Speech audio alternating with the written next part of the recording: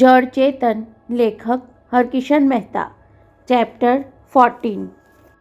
ભાઈ આવ્યા, મોટા ભાઈ આવ્યા ની ચિચિયારીથી ઘર ગુંજી ઉઠ્યું. મમ્મી શ્રીકાંતને લઈને જ આવશે એવી ઉત્કંઠા સાથે રાહ જોતા તેના ભાઈ બહેન ડોરબેલ સાંભળતા જ બારણું ઉગાડવા દોડી ગયા હતા. દરવાજો ઉઘાડતા જ સામે ઊભેલા શ્રવણ શ્રુતિને જોઈ શ્રીકાંતે બંનેને પડખામાં લઈ લીધા. ત્યારે ધ્રુમનબેનની આંખોમાં હર્ષના ઝળઝળિયા આવી ગયા શ્રીકાંતભાઈ, કહેતા રસોડામાંથી બહાર આવેલા મહારાજે પોરસ કર્યો. આજે તો તમને બહુ ભાવતું તુરિયા પાત્રાનું શાક બનાવ્યું છે. ત્યાં કપડાં ઇસ્ત્રી કરવાનું પડતું મૂકી ઘરઘાટી આપલે ડૉક્ટર સાહેબ આલે કાંઈ કહેતો દોડી આવ્યો. શ્રીકાંતના આગમનથી જળવત ઘરમાં ચેતન પ્રસરવા લાગ્યું હોય તેમ ઉનાળાની બપોરે વરલીના દરિયાનો પવન બારીના પડદા ફરફરાવતો હતો. દીવાનખંડમાં પગ મૂકતાની સાથે શ્રીકાંતની નજર જજ સાહેબની ખાલી ખુરશી પર પડી. અક્કડ માણસની જેમ એ ઝૂલતી ખુરશી અત્યારે સાવ સ્થિર હતી. શ્રીકાંતને યાદ આવ્યું, એકવાર જજ સાહેબ રમૂજમાં બોલી ગયા હતા, હું ચાલ્યો જાઉં પછી પણ મારી આ ઝૂલતી ખુરશીને અહીં જ રહેવા દેજો. ગેરહાજરીમાં તમને મારી હાજરીનો ભાસ થશે. અત્યારે પણ જજ સાહેબ ઘરમાં ન હોવા છતાં ઘડીભર માટે એમની હાજરીનો ભાસ થયો હોય તેમ શ્રીકાંતની મુખરેખા તંગ બની ગઈ. ચાલો મોટા ભાઈ, આપણે કેરમ રમીએ, કહેતો શ્રવણ હાથ પકડી તેને પોતાના રૂમમાં ખેંચી ગયો. 1 મહિનાથી મારું કેરમ બોર્ડ ધૂળ ખાય છે. એકે વાર મેં હાથ પણ નથી લગાડ્યો. એ ખોટું બોલે છે શ્રીકાંતભાઈ, કહેતી શ્રુતિ પાછળ દોડી આવી. મેં એને 1-2 વાર કેરમ બોર્ડને હાથ લગાડતા જોયેલો. પાર્ટનર વગર કોની સાથે રમે? હું તો પરીક્ષાનું વાંચવામાં પડેલી. પરીક્ષા? શ્રીકાંતને વાતચીતનો વિષય મળી ગયો હોય તેમ બોલી ઉઠ્યો. કેરમ બોર્ડ પછી પહેલાં તમે બંને સાચો રિપોર્ટ આપો કે પરીક્ષામાં કેવું ઉકાળ્યું. એણે ઉકાળ્યું તો નથી પણ બાફ્યું છે ખરું. શ્રુતિએ આદત મુજબ નાના ભાઈની ફિરકી ઉતારવા માંડી. બીજે દિવસે સાયન્સનું પેપર હતું અને આપણા શ્રવણકુમાર આગલી રાતે મેથેમેટિક્સની તૈયારી કરીને પરીક્ષા આપવા પહોંચી ગયા હતા. પછી શું? ભાઈ સાહેબે વિજ્ઞાનના સવાલોના જવાબ ગણિતના દાખલાથી આપ્યા. ખોટાડી. જાડા કાચના ચશ્મામાં પાછળથી ઘુરકતી આંખે જોતા શ્રવણે સંભળાવ્યું, શ્રીકાંતભાઈ, આ જજ સાહેબની દીકરીએ સાયકોલોજીના પેપર્સ બાજુવાળી સ્ટુડન્ટમાંથી ચોરી કરીને લખી નાખ્યા. એ ફેકોલોજી ચલાવે છે મોટા ભાઈ. શ્રુતિએ નાના ભાઈનો કાન પકડ્યો. જજ સાહેબનો દીકરો થઈને એ ખોટી જુબાની આપે છે. ત્યાં ધ્રુમનબેન આવી ચડ્યા. ત્રણેયને મજાક મશ્કરી માણતા જોઈને હરખાતા હોય તેમ ઠપકો સંભળાવ્યો. આટલા વખતે આવ્યો છે અને તમે નિરાતે બેસવાય નથી દેતા. પછી કોને ખબર ક્યારે ઘેર આવશે. બોલતા તો બોલાઈ ગયું. પછી સમજાયું કે આવું સાંભળીને વાતાવરણની હળવાશ વિખરાઈ જશે એટલે સત્વરે ઉમેરી લીધું, તમે રમવાનું ચાલુ કરો, હું આપણા બધા માટે કોફી લઈને આવું છું. શ્રીકાંત એમને જતો જોઈ રહ્યો.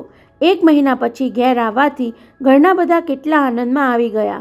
પોતે પણ કેટલો હળવો બની ગયો. યશોદાબેનનું કહ્યું માન્યું એ સારું થયું. ફરી કોણ જાણે જજ સાહેબ રવિવારે ક્યારે બહારગામ જશે અને પોતે એમની ગેરહાજરીમાં ક્યારે આવી શકશે. ચાલો મોટા ભાઈ, તમે શરૂ કરો. કેરમ બોર્ડની વચ્ચોવચ્ચ 9 કાળી ધોળી અને એક લાલ કુકરી ગોઠવી દઈ શ્રવણે તેના તરફ સ્ટ્રાઇકર સરકાવ્યો. આપણી વ્હાઈટ અને આ કાળીની બ્લેક. એ ચશ્મીશ, કાળી કોને કહે છે? ભૂલ થઈ ગઈ. શામળી શબ્દ યાદ ન આવ્યો. નાના ભાઈની ચતુરાઈ પર મરક હસતા શ્રીકાંતે સ્ટ્રાઇકરની કુકરીનું ઝુમકું તોડી 3 ખાનામાં 3 ધોળી કુકરી હરસેલી દીધી એટલે ગેલમાં આવી ગયેલા શ્રવણે તેના તરફ હાથ લંબાવ્યો. હાથ મિલાવો પાર્ટનર. આજે શ્રુતિડીને એવી જોરદાર હાર ખવડાવી છે કે રાત્રે જમવાનું જ ન માંગે, કહી મોટાભાઈ સાથે હાથ મિલાવ્યા. છેલ્લા 3 વર્ષથી ત્રણેય ભાઈ બહેનનો આ નિયમ બની ગયો હતો. શ્રીકાંત દર રવિવારે હોસ્પિટલથી ઘેર આવે અને સાંજે ત્રણેય જણા કેરમ બોર્ડ ફરતા બેસી જાય. બંને ભાઈઓ પાર્ટનર થાય અને પાર્ટનર વગરની શ્રુતિ બંને બાજુથી દાવ લેવા માટે વારે જગ્યા બદલતી રહે. બીજો નિયમ એ પણ હતો કે બંને ભાઈઓ સામે શ્રુતિ અચૂક હારી જતી અને નાનો ભાઈ એને અચૂક ચેલેન્જ ફેંકતો. અમારા બંનેની પાર્ટનરશિપ સામે તું જિંદગીમાં ક્યારેય જીતી શકવાની નથી. એના જવાબમાં શ્રુતિ મોટે ભાગે સામું એ જ સંભળાવી દેતી કે બહુ ચીબાવલો નહીં થા, ભાભી આવ્યા પછી ભાઈ તને પાર્ટનર તરીકે પડતો મૂકી દેશે એટલે તારે મારી જ પાર્ટનરશિપમાં રમવું પડશે. પરંતુ આજે શ્રુતિ એવું સંભળાવી શકવાની ન હતી. મમ્મીએ તાકીદ કરી હતી, એ આવે પછી ભાભી શબ્દ સુદ્ધા ઉચ્ચારવાનો નથી. આપણી રમતની એને જરા સરખી ગંધ ન આવી જોઈએ. એટલે જ દરેક ગેમમાં શ્રુતિ હસતી હસતી હાર સહી લઈને વચ્ચે વચ્ચે બેધ્યાન બની જઈ કાંડા ઘડિયાળ પર નજર નાખી લેતી. વારે વારે ઘડિયાળમાં કેમ જુએ છે શ્રુતિ? શ્રીકાંતે પોતાની ચેષ્ટા પકડી પાડી એટલે તેણે બનાવટી સ્મિત કરવું પડ્યું. ત્યાં શ્રીકાંતે ઉમેર્યું, ક્યાંય બહાર જવાનો પ્રોગ્રામ છે કે? નહીં કહ્યું તો ખરું, પણ ખુલાસો કરવાનો સૂઝ્યું નહીં. એટલે શ્રવણ તેની મદદે આવ્યો. કેમ ભૂલી ગયા મોટા ભાઈ? આજે સન્ડે છે એટલે 6 વાગ્યાની રાહ જુએ છે. ગમે એવી કચરો ફિલ્મ હશે તો પણ ટેલિવિઝનની સામે ચીટકી રહેવાની. દરેક વખતે શ્રવણને સામું સંભળાવી દેવાનું નહીં ચૂકતી શ્રુતિને અત્યારે શ્રવણનું બોલવું સારું લાગ્યું. મોટા ભાઈ, આજે તો પ્યાસા ફિલ્મ દેખાડવાના છે. ત્યાં ધ્રુમનબેનનો સાથ સંભળાયો. શ્રુતિ, તારો ફોન છે. અને એ સાંભળવાની પ્રતિજ્ઞા કરતી હોય તેમ શ્રુતિ સફાળી ઊભી થઈ ગઈ. હું હમણાં આવી કહેતી એણે એવી દોટ મૂકી કે શ્રીકાંતે વિચારમાં પડી જવું પડ્યું. નાની બહેન કોલેજના કોઈ છોકરા સાથે? વિચારને અધવચ્ચે અટકાવી દઈ નાના ભાઈને આડકતરું પૂછી લીધું. શ્રવણ એ દાવ પડતો મૂકી ફોન લેવા દોડી ગઈ. આંચકા સાથે શ્રવણના ચશ્મા નાક પરથી સરકીને નીચે આવી ગયા. એણે ફરી બાજી સંભાળી લીધી. હશે કોલેજની કોઈ બહેનપણીનો ફોન. વેકેશનમાં કોલેજની ટ્રીપ સિલોન જવાની છે એની દોડધામ કર્યા કરે છે. શ્રવણના એ ખુલાસા પર શ્રીકાંત વિચારે એ પહેલાં તો શ્રુતિ એટલી જ ઝડપે દોડતી પાછી આવી. મોટા ભાઈ, સુરુચિ તમને મળવા માંગે છે. મને મળવા? શ્રીકાંતને સહજ આશ્ચર્ય થયું. સુરુચિ કોણ? તારી બહેનપણી? નહીં, મારી બહેનપણીની મોટી બહેન સુરુચિ દફતરી. શ્રુતિએ સાચવીને કહી દીધું. એ ફાઇનલ MBBSમાં છે. પરીક્ષામાં હું વાંચવા માટે અંજુને ઘરે જતી ત્યારે સુરુચિબેન મને પૂછતા હતા કે તારા મોટાભાઈ ડૉક્ટર છે એટલે મારે એમને મળીને થોડી સલાહ લેવી છે. મેં એને કહેલું કે મોટાભાઈ તો રવિવારે જ ઘેર આવે છે એટલે એણે આજે ફોન કર્યો. ફોન કર્યો તો ભલે કર્યો. અચાનક પાછળ આવીને ઊભેલા ધ્રુમનબેન એટલું બોલીને અટકી ગયા ત્યારે શ્રીકાંતે માન્યું કે મમ્મી હમણાં ના કહી દેશે. 4 રવિવાર પછી ભાઈ ઘેર મળવા આવ્યો છે એમાં બહારનાને બોલાવી આપણા આનંદમાં ભંગ શું કામ પડાવો? પરંતુ તેને બદલે જુદું જ કહ્યું. શ્રુતિ, તારી બહેનપણીની એ મોટી બહેનને કહી દે કે સલાહ માટે આવવાની ના નથી, પણ 15-20 મિનિટમાં કામ પતાવીને રવાના થાય. ભલે, તો હું એને બોલાવી લઉં છું. કહેતી શ્રુતિ હોંશભેર પીઠ ફેરવે છે ત્યાં શ્રવણે ટહુકો કર્યો. અને એને એમ પણ કહેજે કે અમારા મોટાભાઈ કોઈને મફત સલાહ નથી આપતા. એણે ફી ચૂકવવી પડશે. એની ટકોર પર બધા હસી પડ્યા, પણ ફોનમાં જવાબ આપવા જઈ રહેલી શ્રુતિ નાના ભાઈને સંભળાવ્યા વગર રહી શકી નહીં. જાજા મોટા ભાઈના ચમચા. વકીલની જેમ ડૉક્ટરો સલાહ આપવાના પૈસા નથી લેતા. શ્રુતિ પાછી આવે એ પહેલાં શ્રવણ કાનમાં કહેતો હોય તેવી ઢબે શ્રીકાંતને ફૂંક મારી. મોટા ભાઈ, પેલી સલાહ લેવા આવે છે ને એને આપણે કેરમ રમવા બેસાડી દઈએ. એ શ્રુતિની પાર્ટનર બને અને આપણને હરાવી દે તો જ તમારી સલાહ મળે એવી શરત રાખીએ તો. પહેલાં એને આવવા તો દે. શ્રીકાંત કંઈક ગણમથલમાં હોય એમ બબડ્યો. સલાહ લેવા માટે મારા કરતાં ઘણા પીઢ અને અનુભવી ડૉક્ટરો આ મુંબઈ શહેરમાં મળી રહે છતાં. બોલતા બોલતા એ અટકી ગયો. ત્યારે શ્રવણે નીચું જોઈ જવું પડ્યું અને ધ્રુમનબેને પુત્રની નજર ચૂકાવી બહાર સરકી જવું પડ્યું. શ્રીકાંતે ધારેલું કે બીજી 2-3 ગેમ રમશે એટલો સમય તો એને આવતા લાગશે, પણ ચાલુ ગેમ હજુ તો પૂરી ન થઈ ત્યાં ડોરબેલ રણકી ઉઠી અને શ્રુતિ એવા જ રણકાથી સુરુચિબેન આવી ગયા કહેતી બારણું ખોલવા દોડી ગઈ. ચાલો હવે બાજી સંકેલી લઈએ કહેતો શ્રીકાંત ઊભો થવા જતો હતો ત્યાં શ્રુતિ તેને લઈને આવી પહોંચી. મોટા ભાઈ, આ છે સુરુચિ દફતરી, મારી બહેનપણી અંજલિના મોટા બહેન. શ્રુતિની બાજુમાં ઊભેલી ઊંચી ગોરી અને માંજરી આંખોવાળી સુરુચિ પ્રથમ દ્રષ્ટિએ ધ્યાન આકર્ષી લે એવી પ્રભાવશાળી શ્રીકાંતને લાગી. થોડીવાર સુધી એ તેના પરથી દ્રષ્ટિ હટાવી શક્યો નહીં. સહજપણે તુલસી સાથે તેની તુલના થઈ ગઈ. તુલસી કરતાં સ્માર્ટ દેખાય છે, પણ તુલસીની મુક્તા એનામાં નથી. તુલસી કરતાં 2 ઇંચ વધારે ઊંચી છે. પણ વિચાર કરતાં કરતાં અનાયાસે એની નજર સુરુચિના પગ તરફ ઢળી. એણે ઊંચી એડીના સેન્ડલ પહેર્યા છે એ ધ્યાન આવ્યું એટલે મનોમન ગણતરી માંડી. ખરેખર તો એ તુલસી કરતાં 1/2 ઇંચ નીચી હોવી જોઈએ. જોઈને મારા મોટા ભાઈની ખાસિયત, શ્રુતિએ પરિચયની કડી સાંધતા કહ્યું.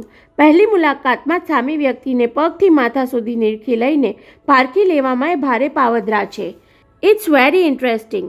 ગમે તેમ બકબક કરવા માટે શ્રીકાંત નાની બહેનને ઠપકો આપવા જતો હતો ત્યાં સુરુચિ જ વચ્ચે બોલી ઉઠી. Doctor Shrikant, I would be glad to know કે મને નિરખીને તમે શું પારખી લીધું? તમારા આવવાનું સાચું કારણ. શ્રવણે વચ્ચે બોલીને બીજા બધાને ચોંકાવી દીધા. એણે બાફી માર્યું છે એવા ભાવથી ધ્રુમનબેને નાના પુત્ર સામે આંખો કાઢી ત્યાં જ તેની ભૂલ સુધારી લીધી. દફતરી બેન, તમે એમની સલાહ લેવા આવ્યા છો એ અમારા મોટા ભાઈ પારખી ગયા. સાંભળીને બાકીના બધા ખડખડાટ હસી પડ્યા. ત્યારે એ હળવા વાતાવરણનો ધ્રુવનબેને લાભ લઈ લીધો. જો શ્રવણ, મોટા વાતચીત કરતા હોય ત્યારે નાનાએ વચ્ચે નહીં બોલવાનું. ચાલ જોઈએ, એ તેનું કામ પતાવે એટલી વારમાં તું નીચે જઈને આઈસ્ક્રીમનું પેકેટ લઈ આવ. અને શ્રુતિ, તું કંપની આપજે, હું રસોડામાં જાઉં છું.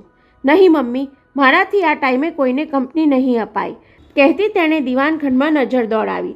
ટેલિવિઝન પર હમણાં જ ફિલ્મ શરૂ થવાની, તેમાં આજે તો પ્યાસા છે, માય ફેવરેટ ફિલ્મ. ત્રણેય જણા એક યા બીજા કામને બહાને બંનેને રૂમમાં એકલા મૂકી ચાલ્યા ગયા. ત્યારે મનોમન મલકાતા શ્રીકાંતે મહેમાનને સામેની ખુરશી દેખાડી. Please be seated. પછી પોતે બીજી ખુરશી પર ગોઠવાતા પૂછ્યું, બોલો, તમારે કઈ બાબતમાં સલાહ જોઈએ છે મિસ? બોલતા બોલતા એ થોડો અચકાઈ ગયો. આઈ મીન, તમે મિસ છો કે મિસિસ એની જાણ વગર? છું તો મિસ જ. મિસમાંથી મિસિસ થવામાં ચોખાના દાણા જેટલું અંતર રહી ગયું એટલે ડૉક્ટરનું ભણી શકી. શ્રીકાંત ચોંક્યો. વાતચીતના પ્રારંભમાં જ એક અજાણી વ્યક્તિને આ યુવતીએ એના જીવનની આવી અંગત વાત કેમ ઉચ્ચારી દીધી? ચોખાના દાણા જેટલું અંતર રહી ગયું વાક્ય પ્રયોગ પણ તેને રહસ્યમય લાગ્યો. તેની સ્પષ્ટતા માંગી લેવાની ઈચ્છા થઈ, પણ એ પહેલાં તો સુરુચિ મૂળ વાત પર આવી ગઈ. ડૉક્ટર, હું GS મેડિકલ કોલેજમાં ફાઇનલ યરમાં છું. પાસ થયા પછી શું કરવું એ અંગે તમારું માર્ગદર્શન જોઈતું હતું. શ્રીકાંતે જવાબ આપતા પહેલાં એને ધારી ધારીને જોયા કર્યું. એની બિલોરી કાચ જેવી આકર્ષક માંજરી કીકીઓમાં એક પ્રકારની આછેરી ઉદાસી અંજાયેલી દેખાઈ. આછા ગુલાબી પંજાબી પોશાક સાથે મેચ થતી આછી ગુલાબી લિપસ્ટિકવાળા એના હોઠ પરના સ્મિતમાં પણ વિષાદની આછેરી ઝલક વર્તાઈ. બટ મિસ દફતરી, પાસ થઈને તમે શું કરવા વિચાર્યું છે એ જાણ્યા વગર? તમને જણાવું ડૉક્ટર, કોઈ જાતની ઉતાવળ ન હોય તેમ સુરુચિ સ્વસ્થપણે બોલતી હતી. મારી ઈચ્છા સ્કિન સ્પેશિયાલિસ્ટ થવાની છે. Skin specialist? બહુ વિચિત્ર લાગ્યું હોય તેમ ચોંકીને બોલતો શ્રીકાંત તેને એકીટશે જોઈ રહ્યો. તમને નવાઈ લાગે છે ને? સુરુચિ શુષ્ક સ્મિત સાથે બોલી ગઈ. થોડી વાર પહેલાં મેં તમને કહ્યું કે મિસમાંથી મિસિસ થવામાં ચોખાના દાણા જેટલું અંતર રહી ગયું. હવે આગળ સાંભળવા માટે શ્રીકાંત ઉત્કંઠાભેર ટટ્ટાર થઈ ગયો.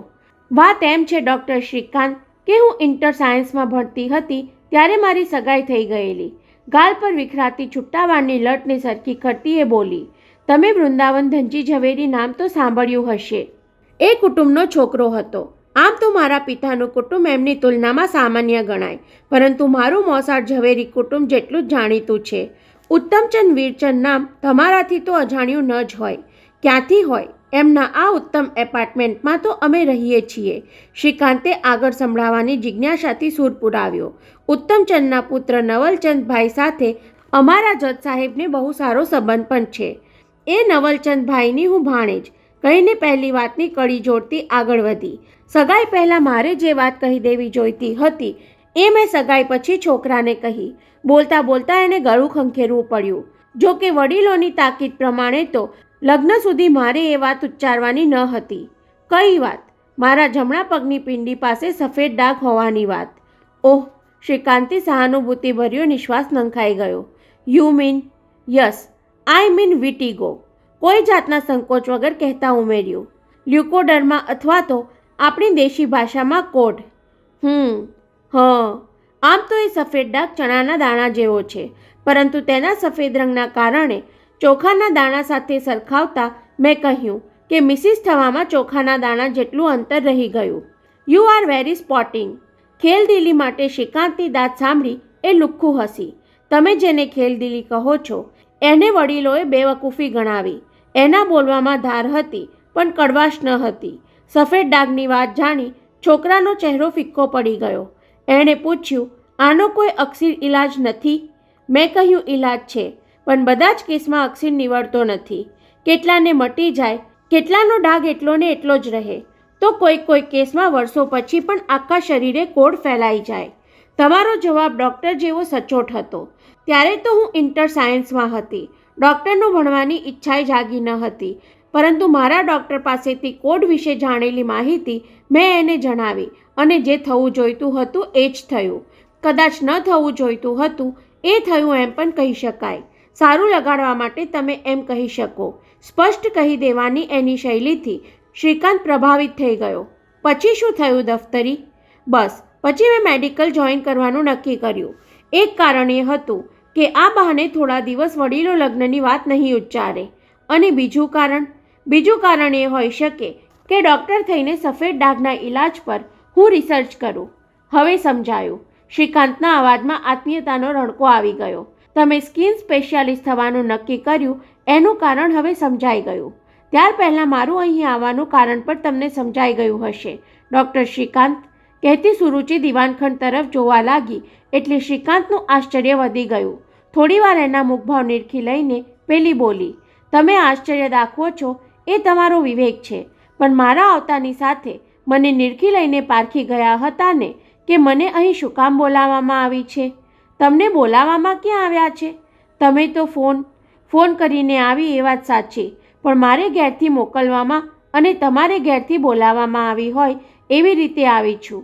એ તો આટલી વાત સાંભળ્યા પછી તમે જાણી ગયા હશો. છતાં શ્રીકાંતે જવાબ આપવાને બદલે મૌન ધારણ કરી તેને જોતા રહેવાનું પસંદ કર્યું. વડીલોની ઈચ્છા વિરોધ અગાઉ મેં જે ભૂલ કરી હતી એવી બીજી ભૂલ હવે કરવાની છું. તેની નિખાલસતા શ્રીકાંતને સ્પર્શી ગઈ. બીજી ભૂલ? આપણા બંનેની પરિચિત વિધિ પતાવીને તમારા ભાઈ બહેન અને મમ્મી અદૃશ્ય થઈ ગયા ત્યારે તમને ખાતરી થઈ ગઈ હતી કે હું શું કામ આવી છું? જવાબમાં શ્રીકાંત ના ન પાડી શક્યો, તેમ હા પાડવાની જરૂર પણ ન લાગી. એ લોકો આવે તે પહેલાં આપણા વચ્ચેની વાતચીત પૂરી થઈ જાય એટલે હવે થોડી ઉતાવળ કરું છું, કહીને તેણે બોલવાનું ચાલુ રાખ્યું. સકાઈ ફોક કરવામાં છોકરાનો કોઈ જ વાંધો ન હતો, છતાં મને એનું બહુ દુઃખ થયેલું. એટલે તુલસી સાથેની તમારી સકાઈ ફોક કરવામાં હું નિમિત્ત બનવા નથી માંગતી. સાંભળતા જ શ્રીકાંતના શરીરમાં ઝંઝણાટી વ્યાપી ગઈ. મુગ્ધ ભાવે તેને જોતો રહ્યો. ત્યાં સુધી એની આંખોમાંથી લાગણી નીતરતી હતી, પણ આંખો મીચીને વિચારવા લાગ્યો ત્યાં મનમાં રોષ પ્રગટી ઉઠ્યો.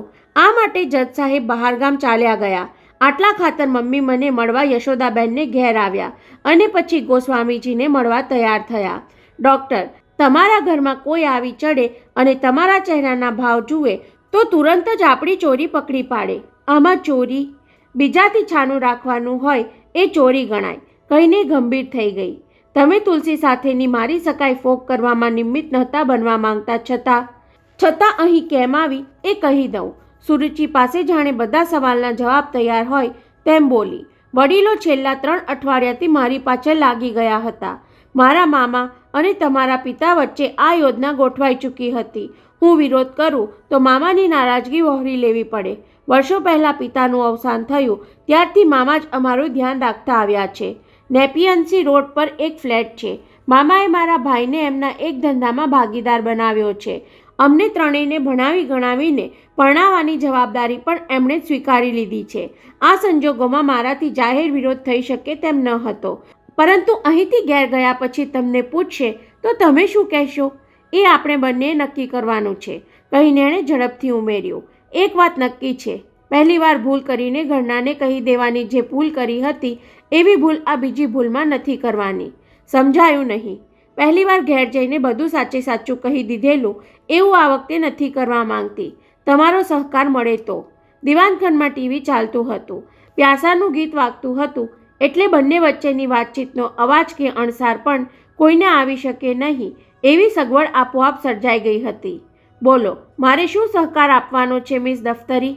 હું તમારી એ સલાહ લેવા આવી હતી કે સ્કિન સ્પેશિયાલિસ્ટ થવા માટે અહીં અભ્યાસ કરવો સારો કે પરદેશ જવું સારું? આને માટે સલાહમાં તમને શું કહેવાનું છે?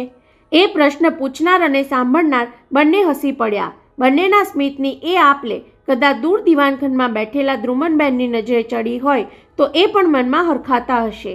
તમે મને એવી સલાહ આપી શકો છો કે આ અભ્યાસ માટે વિદેશ જવાની જરૂર નથી. સુરુચિનું બોલવાનું શ્રીકાંતને ગૂઢ લાગ્યું. આવી સલાહથી તમને શું લાભ? મને અને તમને બંનેને એ લાભ થાય કે વિદેશ જવા કરતાં મારું અહીં રહેવું તમને પસંદ છે, કારણ કે તમે પસંદ પડી ગયા છો, એમ જ ને? હા, વડીલો માટે એવો ભ્રમ ઊભો કરી શકીએ તો હાલ તુરંત માટે મારા તમારા બંને પરથી દબાણ હટી જાય. શ્રીકાંત સમજી ગયો કે સકાઈ ફોક કરવા માટે મારા પર થઈ રહેલા દબાણની જાણ આ છોકરીને થઈ ચૂકી છે. પરંતુ મિસ દફતરી, આવો ભ્રમ આપણે ક્યાં સુધી ટકાવી શકીશું? તમારી તુલસી શુદ્ધિમાં આવી જાય ત્યાં સુધી. તમારી તુલસી, એ કથને શ્રીકાંતને ગદગદ બનાવી દીધો. આવેશમાં તેનો હાથ લંબાઈ ગયો. Miss Daftari, it is done. સુરુચિએ પણ એટલી ત્વરાથી પોતાનો હાથ તેના હાથમાં આપી દીધો. બસ તો, વડીલોનો ભ્રમ જાળવી રાખવા માટે ક્યારેક ક્યારેક આપણે મિત્ર તરીકે મળતા રહીએ તેમાં તો તમને વાંધો નથી ને? સાંભળતા જ શ્રીકાંતના પંજામાંથી ઉષ્મા ઓસરવા લાગી હોવાનું ચાલાક સુરુચિથી અજાણ ન રહ્યું. હાથ છોડાવી લેતા સુધારી લેવું પડ્યું. હમણાં થોડા વખત તો હું પરીક્ષામાં પડી જઈશ. ફાઇનલમાં બહુ વાંચવું પડે એ તો વડીલો પણ સમજતા હશે. પરીક્ષા પછી કેમ કરવું એ તમે વિચારજો. પાસ થયા પછી તમારે વિદેશ જવું ન હોય તો કોઈ હોસ્પિટલમાં ઇન્ટર્નશીપ કરવાની થશે. યસ, કહીને અટકી ગઈ. તેની માંજરી કીકીમાં અણધારી ચમક ઉપસી આવી. આઈડિયા. પાસ થયા પછી અમારી કેઈએમ હોસ્પિટલને બદલે તમારી કેજીએમ હોસ્પિટલમાં ઇન્ટર્નશીપ કરવાનું નક્કી કર્યું છે એવું વડીલોને કહી દઉં તો? એથી શું ફેર પડે? કેમ, તમારી હોસ્પિટલમાં સતત તમારા સહવાસમાં રહું એથી ફેર તો પડે જ ને? એટલે? શંકાની ધાર સાથે પૂછી બેઠો.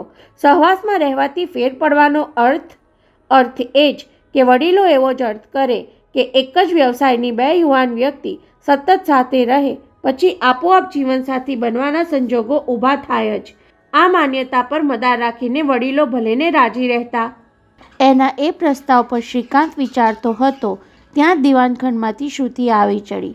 ઇન્ટરપ્શન સાંભળીને બંને ચોંક્યા. શ્રીકાંત કહેવા જતો હતો કે તારા આવવાથી અમને ઇન્ટરપ્શન જેવું શું કામ લાગે? પણ એ પહેલાં બોલકી શ્રુતિએ જ મોં બગાડતા બોલી નાખ્યું. ફિલ્મ કપાઈ ગઈ અને સ્ક્રીન પર ટીવીવાળાએ ઇન્ટરપ્શનનું બોર્ડ ઝુકાવી દીધું. ઓહ! શ્રીકાંતે રાહતનો ઉદ્ગાર વ્યક્ત કર્યો અને સુરુચિએ ઊભા થવાનો મોકો ઝડપી લીધો. થેન્ક્સ ડૉક્ટર, તમારી સલાહ પર હું જરૂર વિચાર કરીશ. મને લાગે છે કે મેડિકલ ફિલ્ડમાં આપણા દેશે ઘણી પ્રગતિ કરી છે. આગળ અભ્યાસ કરવા માટે વિદેશ જવાની કોઈ જરૂરત નથી. બંનેના મુખ પર પ્રસન્નતાના ભાવ જોતી રહેલી શ્રુતિ આનંદમાં આવી ગઈ. જોયું ને સુરુચિબેન, અમારા મોટાભાઈની સલાહ કેટલી સચોટ હોય છે. સાંભળ્યા પછી અમલ કર્યા વગર ચાલે જ નહીં.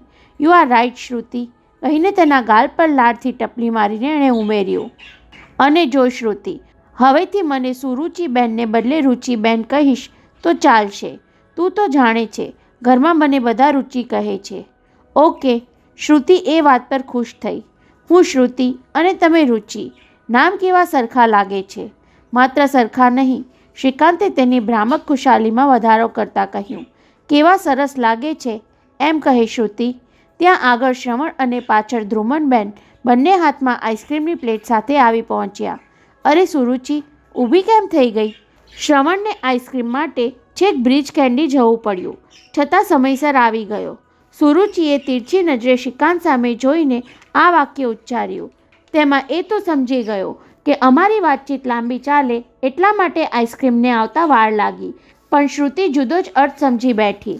સમયસર એટલે ટીવીના ઇન્ટરપ્શન વખતે એમ જ ને? એનો જવાબ આપવાને બદલે સુરુચિ અને શ્રીકાંત બંને એકી સાથે આઈસ્ક્રીમ ખાવામાં ઓતપ્રોત થઈ ગયા. બાકીના ત્રણે એ બંનેને જોઈને મનોમન વિચારતા રહ્યા કે આ પહેલી મુલાકાતનું પરિણામ ધાર્યું હતું એવું જ આવી રહ્યું છે કે?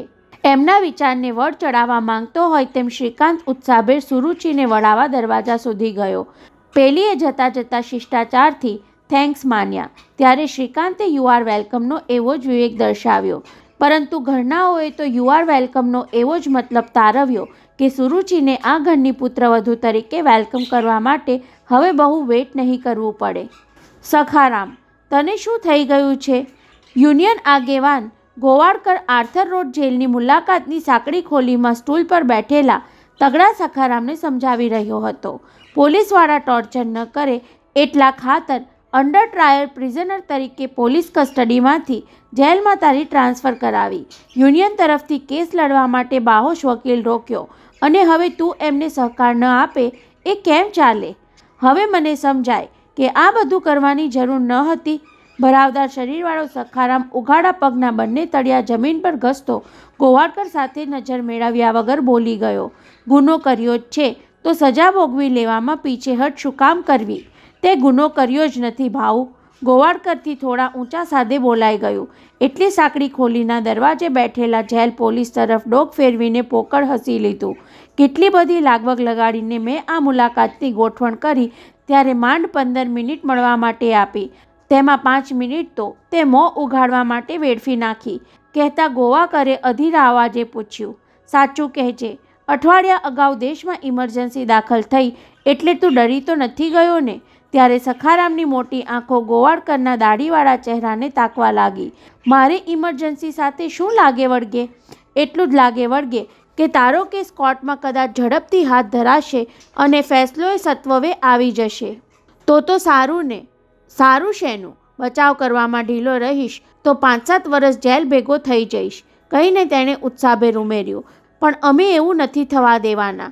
આપણા વકીલ કહેતા હતા કે તું મક્કમ રહે, બળાત્કારનો પ્રયાસ કર્યો જ નથી એ વાતને દ્રઢતાથી વળગી રહે તો સરકારી વકીલ અદાલતમાં ગુનો પુરવાર કરી શકે તેમ નથી. તેનો જવાબ આપવાને બદલે સખારામ લુખ્ખું હસ્યો. ભાઉ, આપણા વકીલ રણજીતરાય કહેતા હતા કે ફરિયાદ પક્ષના સાક્ષીઓ તરફથી હજુ સુધી કોઈ જુબાની પડી નથી. સાલો કાશીનાથ તાજનો સાક્ષી બની ન ગયો હોત તો એ લોકોનો કેસ સાવ લૂલો થઈ જાત. ઘણીવાર સુધી તેની સામે જોયા કરીને આખે સખારામે મોં ખોલ્યું. બળાત્કારનો પ્રયાસ પુરવાર થાય તો એ ગુનાની સજા કેટલી થાય? પ્રયાસની સજા તો એટલી બધી ન થાય, પણ પેલી નર્સ ઈજા પામી અને 2 મહિનાથી બેહોશ પડી છે એને ધ્યાનમાં લઈને અદાલત છોકરી પ્રત્યેના દયાભાવથી વધુમાં વધુ સખ્ત સજા ફટકારવાનું વિચારે ખરી. વધુમાં વધુ એટલે કેટલા ગોવાકર? 7 વર્ષ ખરી જ. સાંભળીને સખારામે માથું ઝુકાવી દીધું. થોડીવાર ખામોશ રહીને સ્ટૂલ પરથી ઊભા થતાં તેણે ધીમા અવાજે કહ્યું, તો 7 વર્ષ જેલમાં જઈ આવીશ. જાણે મુલાકાત આટોપી લેવા માંગતો હોય તેવી ઢબે તે બોલી ગયો. ત્યારે યુનિયનના આગેવાનની અસ્વસ્થતા પરાકાષ્ઠાએ પહોંચી ગઈ. સખારામ, મહેરબાની કરીને તું મને એટલું તો કહે કે તને થયું છે શું? ગોવાકર બંને હાથની મુઠ્ઠીઓ વાળીને બોલતો હતો. પહેલાં તો તું છાતી કાઢીને અદાલતમાં ઊભો રહેતો, મૂછના છેડાને વળ ચડાવીને સૌને સંભળાવી દેતો કે મારો વાળ સુદ્ધા વાંકો નહીં થાય. કોની તાકાત છે મને જેલમાં મોકલવાની? અને એકાએક આમ તું બદલાઈ ગયો? હિંમત કેમ હારી ગયો? પેલી નર્સ બેશુદ્ધ બની ગઈ ન હોત તો હું પણ બદલાયો ન હોત. એની બેશુદ્ધિ સાથે તને શું લાગે વળગે? ચોકીને ગોવાકરે ભીતરની વાત કઢાવવાની ચેષ્ટા અજમાવી. ઉલટાની એની બેશુદ્ધિ તારા લાભમાં છે. ગુનો થતો કોઈએ નજરે નિહાળ્યો નથી. પેલી બેહોશ થઈ ગઈ એના કારણમાં તું મક્કમપણે અદાલતને કહે કે હું ચોરી કરવા માટે અંદર ગયો હતો, ત્યાં એ આવી ચડી. મને જોઈને ચીસ પાડવા જતી હતી એટલે મેં એનું મોં દાબી દીધું. એમાં એ ગભરાઈને નીચે પડી ગઈ. નહીં ગોવાકર, સખારામ કોલ્હાપુરે ચોર ઠરવા તૈયાર નથી. એમાં મારી મર્દાનગીને ડાઘ લાગે અને ગુનો કબૂલી લેવાથી તારી મર્દાનગીના ધજાકરા ફરકશે એમ તું માની લે છે? ગોવાકર આવેશમાં બોલી ગયો. તું કહેવા નથી માંગતો સખારામ, પણ તારી આંખમાં ડર ડોકાય છે. કોઈ છાનો ભય તારી છાતી પર સવાર થઈ ગયો છે. મારી છાતી પર શું સવાર થયું છે એ જાણવું છે ને તમારે? સખારામના અવાજમાં ધાતુનો રણકો સંભળાયો. મોટી આંખોમાં તિખારો તગતગ્યો. રોજ રાત્રે કોઈનો વજનદાર પગ મારી છાતી ભીસતો હોય એવી યાતના હું ભોગવું છું. આંખો મીચાય ન મીચાય ત્યાં એ આવી પહોંચે છે અને મારી છાતી ભીસાવા લાગે છે. કોણ આવી પહોંચે છે સખારામ? એ જ સમજાતું નથી. કોઈ સ્ત્રીના પોચા પગ હોય તો હું હસીને સહી લઉં, પણ આ તો જાણે હાથી એનો પગ મારી છાતી પર ગોઠવીને ઊભો રહી જાય એવો ભાસ થાય છે. હાથી? તારું ચસકી તો નથી ગયું ને સખારામ? એ છોકરી સિદ્ધિવિનાયકની ભક્ત હતી એ તો તમને ખબર જ છે ને ગોવાકર? એથી શું થયું? ગોવાકર ગિરનાયો. દર મંગળવારે સેંકડો માણસો સિદ્ધિવિનાયકના દર્શને જાય છે, માનતા માને છે. એ તો એક જાતનું ભૂત છે. તારા મનમાં આવો ભ્રમ કોણે ઘુસાડ્યો? એટલે તો હું કાંઈ બોલતો ન હતો. વાત કાપી નાખવા માંગતો હોય તેમ સખારામે સંભળાવ્યું. આવું કાંઈક કહીશ એટલે તમે હસી કાઢશો, દેવને તૂત કહેશો. હું દેવને તૂત નથી કહેતો સખારામ. તેના ભક્તિભાવને ઠેસ પહોંચાડવાની ભૂલ સુધારી લેતા ગોવાકરે કહ્યું. તને જે થાય છે, રાતે તારી છાતી ભીસાય છે, હાથીએ પગ મૂક્યો હોય એવો ભાર લાગે છે, એ તારી ભૂતાવળ છે. જેલમાં ગયા પછી ઘણાને જાત જાતના ભય સતાવે છે, મન નબળું પડી જાય છે. ડૉક્ટરનો ઈલાજ કરવાથી સારું પણ થઈ જાય. ગઈકાલે પાર્વતી આવી હતી. પાર્વતીબાઈ આવેલી? ગોવાકરને વિષયાંતર થોડું ખટક્યું, છતાં કહ્યું, આખરે તો પત્ની છે, ક્યાં સુધી જીત ટકાવી શકે? એ જાતે નહોતી આવી, મેં એને બોલાવી હતી. સખારામે ફરી માથું ઝુકાવી દીધું. એકવાર મળવા આવી જા. મારું મોં નહીં જોતી પણ મારી વાત સાંભળી જા એવું કહેવડાવ્યું. ત્યારે એ આવી અને બોલતી પણ મારું મોં જોવાઈ ન જાય એટલા ખાતર પીઠ ફેરવીને જ ઊભી રહી. શું વાતચીત થઈ એની સાથે? વાતચીત? સખારામે નિસાસો નાખ્યો. એણે એક હરફ સુદ્ધા ઉચ્ચાર્યો નહીં. પછી વાતચીત શેની થાય? હું બોલતો રહ્યો, એ સાંભળતી રહી. હા ના ના જવાબ પણ ડોકું ધુણાવીને જ આપતી હતી. તે શું કહ્યું એને? એ જ કે આવતીકાલે મંગળવાર છે, સિદ્ધિવિનાયકના મંદિરે જઈ આવજે. દેવબાપાને કહેજે કે સખારામ એના ગુનાની સજા ભોગવવા તૈયાર છે, પણ તમે રોજ રાત્રે મને જે યાતના આપો છો એ મારાથી સહેવાતી નથી. યુ ફૂલ! ગોવાકરથી દાંત ભીસીને બોલાઈ ગયું. દેવની પ્રાર્થના કરવાથી યાતના ઓછી થઈ જતી હોત તો આખી દુનિયામાં કોઈ દુઃખી ન હોત. ત્યાં પાછળથી અવાજ આવ્યો. ભાઉ, 15ને બદલે મેં 20 મિનિટ ચાલવા દીધું. જેલ પોલીસે કાંડા ઘડિયાળવાળો હાથ લંબાવતા કહ્યું, હવે તમારી માથાફોડ બંધ કરો. હતાશ ગોવાકરે પોતાનો ગુસ્સો બંને હાથની મુઠ્ઠીમાં ભીસી દીધો. સખારામ, હજુ વિચાર કરી જો. કાલ સવારે કોર્ટમાં આપણા વકીલ મળે ત્યારે કહી દે કે હું ગુનેગાર નથી. એ જ લાઈન પર આપણે આગળ વધવાનું છે. પરંતુ સખારામે સાંભળ્યું ન સાંભળ્યું કરી પોતાને જે કહેવું હતું તે સંભળાવી દીધું. પાર્વતીને તો મેં એમ પણ કહ્યું છે કે નર્સ ગોસ્વામી દર મંગળવારે દર્શને જતી. એ ભાનમાં ન આવે ત્યાં સુધી એના વતી તું સિદ્ધિવિનાયક જવાનું ચાલુ રાખજે. હવે ગોવાકરે સાંભળ્યું ન સાંભળ્યું કરી અણગમા સાથે પીઠ ફેરવી લઈ બહાર નીકળી જવું પડ્યું. એ સામ્યવાદીને સિદ્ધિવિનાયક પર એવી તો દાદ ચડી કે મંદિર જઈને દેવને શ્રીફળ ફટકારી આવો. બા, જલ્દી નીચે આવો. ઘર પાસે ટેક્સી થોભે ન થોભે ત્યાં બારણું ઉઘાડી ટેક્સીની બહાર નીકળી ચિંતને ઊંચા અવાજે સાથ પાડ્યો. ત્યારે ગભરાટના હાવભાવ સાથે યશોદાબેન બારીમાં ડોકાયા. પુત્રના ચહેરા પર આનંદની લહેરખી જોઈ ધડકતી છાતી પર રાહતનો હાથ મૂકી ત્યાં ઊભા ઊભા પૂછ્યું, શું થયું ચિંતન? પહેલાં તમે નીચે આવો. ફરી તેના અવાજમાં આનંદ ઉછળ્યો. એ ખબર ગોસ્વામી કાકાને પહેલાં આપવાના છે. તમે ત્યાં આવો કહેતો ટેક્સીના પૈસા ચૂકવીને ચિંતન સામેના ઘર તરફ સરકી ગયો. ત્યારે યશોદાબેનને બારીમાંથી પડતું મૂકવા જેવી અધીરાઈ જાગી ગઈ. સડસડાટ સીડી ઉતરતા તે તુલસીને ઘેર પહોંચી ગયા. ત્યારે ચિંતન મલક મલક હસતો બેઠક ખંડમાં ગોસ્વામીજીની બાજુમાં ગોઠવાઈ ગયો હતો. શું થયું ચિંતન? પરીક્ષામાં પહેલા નંબરે પાસ થયો હોય એવા ઉછાળા મારતો આવ્યો. યશોદાબેનના મનમાં તો બીજા જ કોઈ ખબર સાંભળવાની તાલાવેલી હતી, પરંતુ તુલસી ભાનમાં આવી હોય તો ચિંતને ઘેર સુધી આવવાને બદલે તાબડતોબ ટેલિફોનથી જાણ કરી દીધી હોત.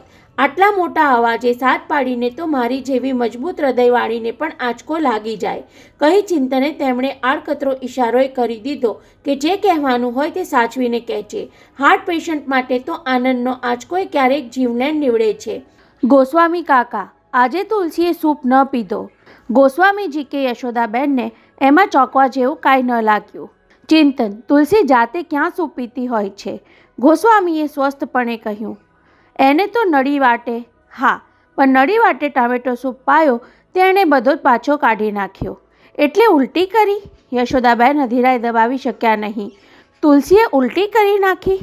એને ઉલટી તો ન કહેવાય બા, પણ તુલસીએ સૂપ ન લેવાની અરુચિ દર્શાવી એમ કહેવાય. તુલસીને ટોમેટો સૂપ પહેલેથી જ નથી ભાવતો ચિંતન. એ જ તો મેં શ્રીકાંતભાઈને કહ્યું. પણ ચિંતન, એમાં તો આટલો બધો આનંદમાં શું આવી ગયો? યશોદાબેને પુત્રને ઠપકો સંભળાવ્યો. જે ન ભાવતું હોય તે પેટમાંથી બહાર નીકળી જ જાય ને. પણ બા, આજ સુધી તુલસી રોજ આ સૂપ પી જતી. ચિંતને દ્રઢતા સાથે કહ્યું. પહેલીવાર તેણે પોતાનો અભાવ દર્શાવ્યો.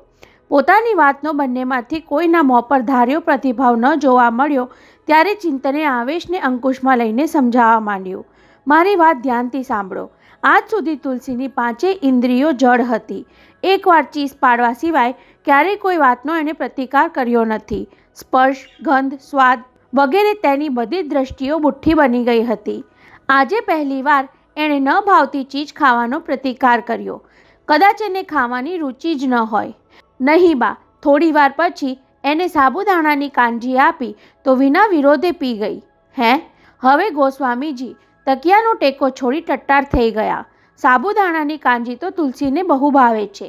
એ ઘણીવાર કહેતી, આ કાંજી મળે એટલા ખાતર પણ ક્યારેય માંદા પડવાનું મન થાય છે. જોયું ને બા, હવે ચિંતન રૂઆબમાં આવી ગયો.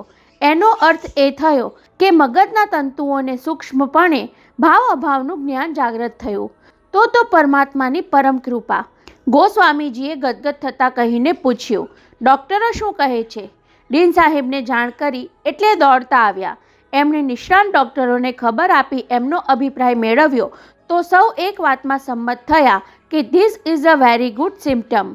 કાલે નવા એક્સરે લે પછી વધારે ખબર પડશે. ચિંતન બોલવાનું પૂરું કરે એ પહેલાં સ્થિર બની ગયેલા ગોસ્વામીજીની આંખોમાંથી હર્ષના આંસુ ઉભરાતા દેખાયા. ઘણીવારે રૂંધાયેલા કંઠમાંથી એ માત્ર એટલું જ બોલી શક્યા, શ્રીનાથજી બાવાની છબી તેની સામે ધરી એનો જ આ પ્રભાવ.